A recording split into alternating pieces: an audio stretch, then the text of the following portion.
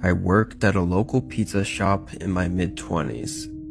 It was just a small place that did deliveries and had a few tables inside for dining in. In all honesty, the food wasn't that great. The only thing that was really special about the place was that it was open 24/7, so any not-so-sober people would usually come in all throughout the night. I often worked alone, but I didn't mind it. Actually, I preferred it. None of the food was hard to make, and whenever it was slow, I could usually do whatever I wanted while waiting around. This night was no different than any other, at least to start. I headed in at 9 p.m. and took over for the day manager. There were no special tasks or anything that I had to do that night, and with it being a Tuesday, I was prepared for a chill night.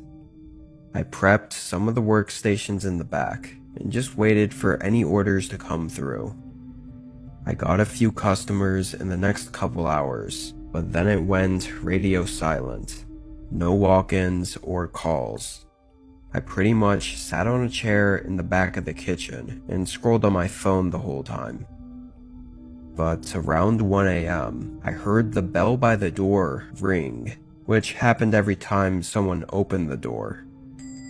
I got up and walked to the front where the counter was, but I stopped as soon as I could see the main room. Nobody was in there.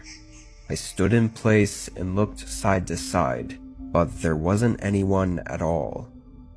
A short smile broke across my face as I walked further up and quadruple checked that nobody came in. I found it funny, like I must have been so used to hearing that sound all night long that my brain was playing tricks on me now. Being sure it was nothing, I went back to my chair in the kitchen. I really didn't think about it at all after that. For the next 15 minutes, there were still no calls or customers, until I heard the bell ring again. This time, I wasn't even watching a video when it happened, so I knew I actually heard it. I got up and walked into the main room, but stopped in confusion again. Nobody was in there. After a second, I walked up to the front door and opened it, sticking my head outside and looking up and down the sidewalk that went along the building. There was nobody out there, not even any cars in the parking lot. I wouldn't say I was really scared or creeped out, but more so just really confused. I messed around with the door for a little bit, trying to see if it would ring without opening, but it didn't seem to. This was really weird, but I didn't know what else to do about it. I stayed up front for a while, at least 30 minutes, waiting for the door to ring again, but it never did. So I went back to the kitchen. It was between 2 and 3 a.m., which was always the slowest time of the night. Unsurprisingly, once I was in the back again, only a few minutes went by before the door rang again. This time, I stayed sitting and listened for anyone. I didn't hear anything, but just to be safe, I called out, "Hello? Is someone out there?" I got no response. I figured it was just the door doing whatever the hell it was doing, so I just ignored it and stayed back and continued on my phone. Somehow, there wasn't a single customer for a whole hour after that, so basically the past 3 hours were completely dead. It was 4 a.m., so for my last hour, I had to start prepping everything for the next shift. I got up and went to the front. I started counting the register from the few orders I had at the beginning of my shift. But while I was there, I felt strange. Something just felt off. I kept looking up at the empty room ahead of me and back at the kitchen behind me, feeling like I was being watched or something. I thought it was just the unusual nature of the night I was having. You know, with the door and everything. I was just thankful my shift was over soon. Another couple minutes went by, when I suddenly heard a thump on the floor behind me. It was just like a boot stepping on the ground, which instantly sent a chill through me and made me quickly turn around. I felt my breath leave my lungs. There was a man standing just 5 or 6 feet away from me. He had all black, ripped up clothes and a hoodie draping over his face, stopping just above his eyes. His eyes were bloodshot and hollow. I don't know if he was drunk or high or what, but he clearly wasn't sane right now. Then I saw his left hand was holding a knife. His knuckles were white from how tightly he was clenching it.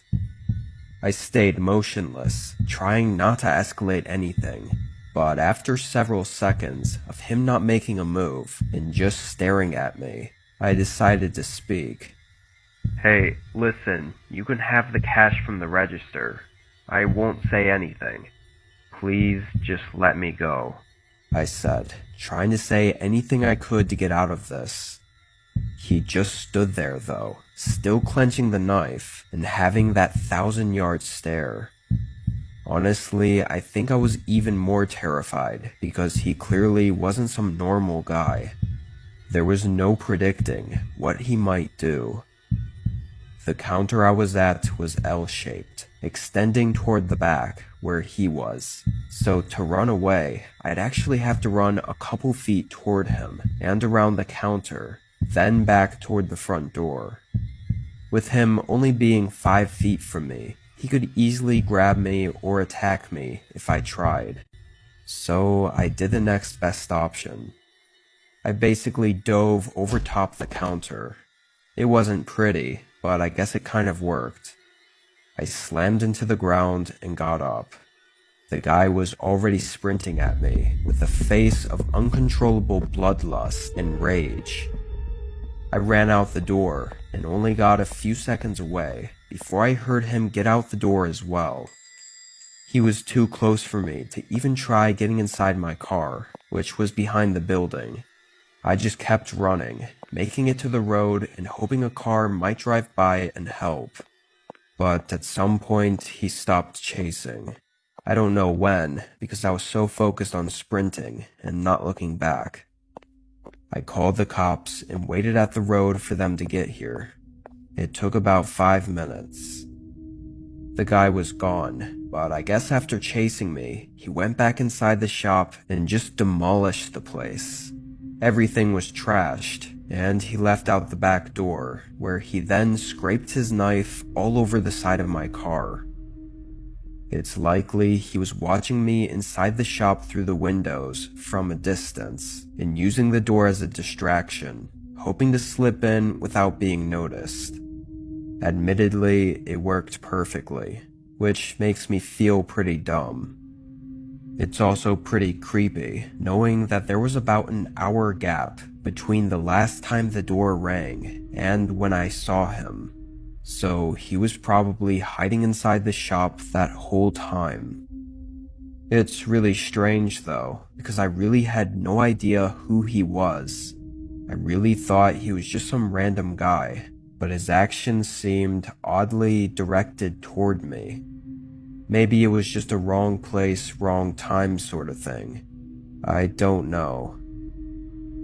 They never found him. I didn't stay working there very long after that, fearing that he might come back.